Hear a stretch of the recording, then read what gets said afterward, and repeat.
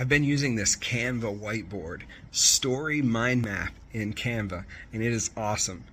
The directions are students would complete their section of the mind map according to the color-coded boxes below. So table 1 has the yellow section, table 2 has a purple section, table 3, etc.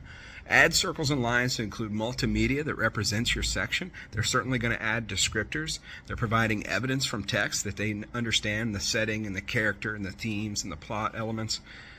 And then they're using the AI image generator to generate images of these characters, of these scenes, and just think about the depth and the complexity required for students to input the correct prompts to generate these scenes. It's amazing. There's the futuristic society that is stuck on conformity.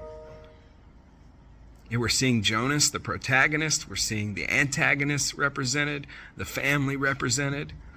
We're seeing the message, the plot elements. There's Jonas running away with Gabriel.